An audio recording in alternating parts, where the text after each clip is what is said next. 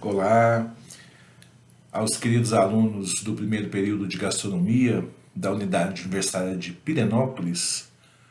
Hoje, dentro da disciplina de História da Alimentação, nossa aula de número 8, nós deveríamos, dentro do cronograma, falar do movimento Nouvelle Cuisine, um importante movimento que aconteceu na França e revolucionou praticamente todas as cozinhas do mundo a partir disso, né? Então nós íamos numa cronologia, falamos aí Idade Média, mosteiros, século XVIII, XIX, e entramos na aula passada no século XX falando do Escoffier. Mas eu resolvi, quer dizer, nessa cronologia hoje falaríamos de Nouvelle Cuisine. Mas eu resolvi mudar um pouquinho esse contexto, sair um pouco da Europa e voltarmos a falar de uma cozinha que também faz parte, né, apesar da Europa ser o berço da gastronomia mundial, ela teve influências, né, para ela chegar nesse patamar. Então, fugindo dessa cronologia, nós vamos falar, dentre essas influências da cozinha europeia, justamente sobre a rica cozinha árabe, a importância dessa cozinha e a sua influência no contexto da gastronomia europeia. Estou disponibilizando para vocês, como sempre, um texto que trata melhor do que tudo isso, né, do que eu ficar aqui falando para vocês. O melhor é que vocês leiam com atenção, que traz todo esse contexto, né, da cozinha árabe, que é muito rica, começou lá com as especiarias, né, com os temperos, né, e até hoje influencia inclusive o nosso país, né, quer dizer, a gente traz aqui, o próprio título traz, né, a importância da cozinha árabe como influência na Europa, né, mas começa com esse processo das especiarias, mas trazendo aqui para o nosso país, quer dizer, nós temos também uma grande influência da cozinha árabe no Brasil, né? Através dos grandes grupos de imigrantes sírios e libaneses, principalmente.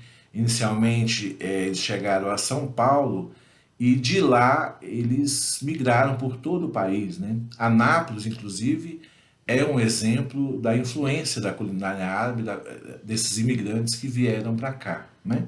Mas principalmente em São Paulo, que é extremamente grande essa comunidade, muito rica, né, muito influente.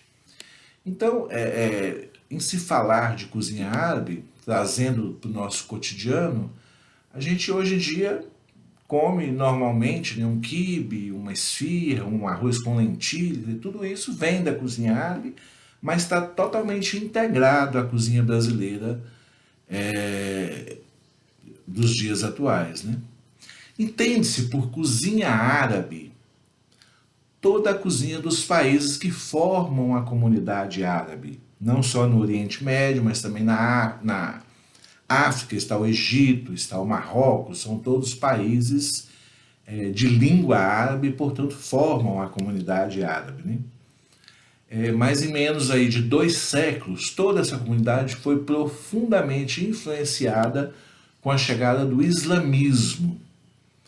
Então hoje é praticamente intrínseco na cultura árabe a questão da religião islâmica, e com ela veio muitas proibições, né, muitas interdições que passaram a mudar, né, os cardápios árabes. Então certas coisas como o porco, a bebida alcoólica, os embutidos que usam sangue animal, então tudo isso foi banido desses cardápios, né? Outra coisa que é muito importante é a chamada arte da culinária árabe, que estão nos seus ingredientes, principalmente aqueles chamados de aromatizantes. São ditos como os mais nobres temperos para o povo árabe. Entre eles estão o almíscar, o âmbar, a água de rosas, o açafrão, a canela, o cravo da Índia, a noz moscada, o cardamomo. Tudo isso veio da influência árabe. O café, quer dizer, o café árabe é muito conhecido, né? Aquele café bem forte.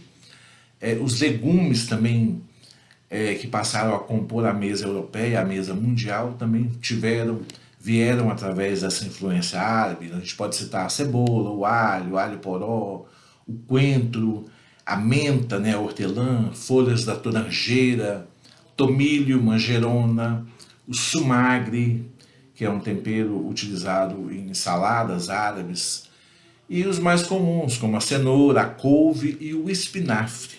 Tá? As gorduras também têm um importante papel na preparação dos pratos árabes. Né? Um exemplo disso é o azeite de oliva, tão consumido por eles. Né? Além dessas especiarias, eles também levaram para a Europa, introduziram o arroz, a cana-de-açúcar, o espinafre, a berinjela, a melancia, o damasco, que é uma fruta muito consumida por eles e veio para cá em forma de fruta seca, né? O limão. Então, é notória essa influência na formação da cozinha europeia. Da mesma maneira, como eu disse, que até hoje aqui no Brasil se adaptou ao nosso cardápio, também na Europa muitos pratos árabes se misturaram aos seus cardápios. Né? E até hoje em dia na Europa, principalmente na Península Ibérica, né, na Espanha, em Portugal, é grande, né, os remanescentes dessa influência árabe e muçulmana. Para avaliar a importância da cozinha árabe, a gente pode ver nos mais antigos livros de cozinha, os livros de receita da Europa, tem essa influência árabe dos ingredientes e até mesmo das formas de preparo, das formas de cocção. Existe isso, então, através de estudos, né, que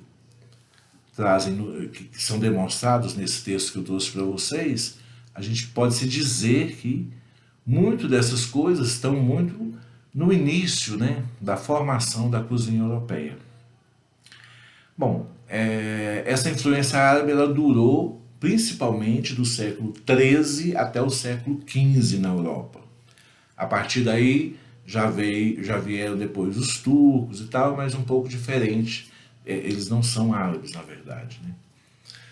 Então esse é o conteúdo da aula de hoje. Como eu disse, melhor do que eu ficar falando é que vocês leiam o texto que foi disponibilizado.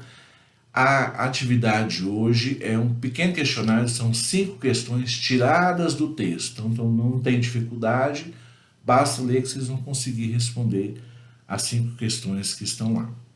Tá certo, pessoal? Um grande abraço, bom fim de semana e eu estou à disposição para tirada de dúvidas.